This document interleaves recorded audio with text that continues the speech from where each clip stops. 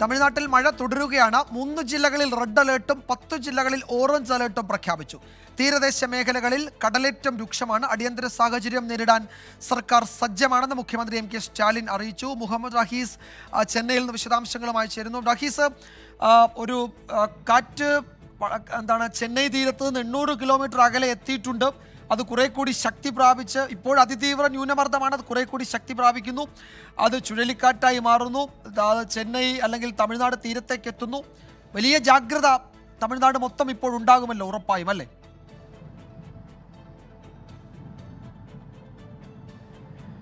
വിജയകുമാർ, തീർച്ചയായും ഇന്ന് രാവിലെ മുതൽ തമിഴ്നാട്ടിൻ്റെ എല്ലാ ജില്ലകളിലും കനത്ത കാറ്റാണ്. ഒപ്പം തന്നെ പ്രധാനമായും മഴയുമുണ്ട്. ഈ മഴ ഉച്ചയ്ക്ക് ശേഷം ഇതിനിരട്ടിയായി ശക്തി പ്രാപിക്കും എന്നുള്ളൊരു സൂചന, മുന്നറിയിപ്പാണ് ഇപ്പോൾ ഈ കാലാവസ്ഥാ നിരീക്ഷണ കേന്ദ്രത്തിൽ നിന്ന് ലഭിച്ചിരിക്കുന്നത്. 1 മണിക്ക് ഏറ്റവും പുതുക്കിയ മഴ മുന്നറിയിപ്പിൽ പറയുന്നത് 3 ജില്ലകളിൽ റെഡ് അലേർട്ടും ഒപ്പം തന്നെ 10 ജില്ലകളിൽ ഒരു ഓറഞ്ച് അലേർട്ടുമാണ്. കേന്ദ്ര കാലാവസ്ഥാ നിരീക്ഷണ കേന്ദ്രം അറിയിച്ചിരിക്കുന്നത് തമിഴ്നാട്ടിലാകെ റെഡ് അലേർട്ടാണെന്നാണ്. ഈ ഫംഗൽ ചുഴലിക്കാറ്റുമായി ബന്ധപ്പെട്ട് ചില അവ്യക്തതകൾ ഇപ്പോൾ കാലാവസ്ഥാ നിരീക്ഷണ കേന്ദ്രത്തിൽ തന്നെ നിലനിൽക്കുന്നുണ്ട്. കാരണം ഇത് എവിടെ തീരം തൊടും എന്നുള്ള കാര്യത്തിൽ ഇപ്പോഴും വ്യക്തമായ ഒരു ധാരണ അവർക്ക് ഉണ്ടായിട്ടില്ല എന്നുള്ളതാണ് മനസ്സിലാക്കാൻ കഴിയുന്നത്.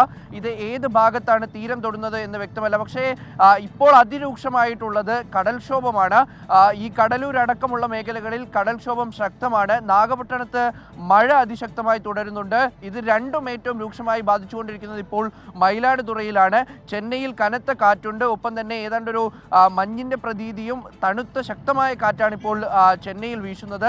അങ്ങനെ ഏതാണ്ട് എല്ലാ പ്രദേശങ്ങളെയും ബാധിക്കുന്ന തരത്തിൽ ഈ ന്യൂനമർദ്ദം മാറുന്നു എന്നുള്ളതാണ് ഇപ്പോൾ ഏറ്റവും പ്രധാനമായും പറയേണ്ടത്. ഒപ്പം തന്നെ വൈകിട്ടോടുകൂടി ഇത് ചുഴലിക്കാറ്റായി മാറും, അതിൻ്റെ ഒരു വ്യക്തത ലഭിക്കും എന്നുള്ളതാണ് കാലാവസ്ഥാ നിരീക്ഷണ കേന്ദ്രങ്ങളിൽ നിന്നും മനസ്സിലാക്കുന്നത്. എന്തായാലും മഴ കനക്കുന്നുണ്ട്. സർക്കാർ അതിൻ്റെതായ ഒരു ജാഗ്രതാ നിർദ്ദേശം നൽകുന്നുണ്ട്. ഒപ്പം തന്നെ മുന്നൊരുക്കവും നടക്കുന്നുണ്ട്. മുഖ്യമന്ത്രി എം കെ സ്റ്റാലിനും ഉപമുഖ്യമന്ത്രി ഉദയനിധി സ്റ്റാലിനും ഫീൽഡിലെത്തി ഓരോ സ്ഥലത്തെയും കാര്യങ്ങൾ കൃത്യമായി വിലയിരുത്തി തന്നെയാണ് പോകുന്നത്.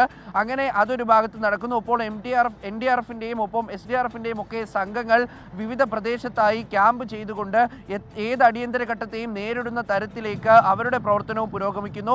ചിലയിടങ്ങളിൽ ഇതിനോടകം തന്നെ ഇപ്പോൾ ദുരിതാശ്വാസ ക്യാമ്പുകൾ ആരംഭിച്ചിട്ടുണ്ട്. പ്രത്യേകിച്ച് തീരദേശ മേഖലകളിൽ അതിശക്തമായ കാറ്റും മഴയും ഉണ്ടാകാനാണ് സാധ്യത. മുന്നറിയിപ്പ് കൃത്യമായി പാലിക്കണം. ഒപ്പം തന്നെ വീടുകളിൽ നിന്ന് പുറത്തിറങ്ങരുത് എന്നുള്ള നിർദ്ദേശം നൽകുന്ന ഘട്ടത്തിലേക്ക് കാര്യങ്ങൾ നീങ്ങുകയാണ്. എന്തായാലും മഴ ശക്തമാകും, ഒപ്പം കാറ്റും ശക്തമാകും.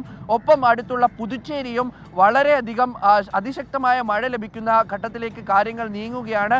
അങ്ങനെ ആകമാനം ഒരു ചെറിയ ആശങ്ക. ഒപ്പം എന്തായാലും തമിഴ്നാട്ടിൽ കുറച്ച് ആശങ്കയുണ്ട്. ഇപ്പോൾ തമിഴ്നാട് ചെന്നൈക്ക് ഏതാണ്ട് 800 കിലോമീറ്റർ അകലെയാണ് ഈ അതിതീവ്ര ന്യൂനമർദ്ദം സ്ഥിതി ചെയ്യുന്നത്. അത് വൈകിട്ടോടുകൂടി ഒരു ചുഴലിക്കാറ്റായി രൂപപ്പെട്ട് തമിഴ്നാട് തീരത്തിന് സമീപം വഴി ചെന്നൈ തീരത്തേക്ക് എത്താനാണ് സാധ്യത എന്നാണ് മുന്നറിയിപ്പ്.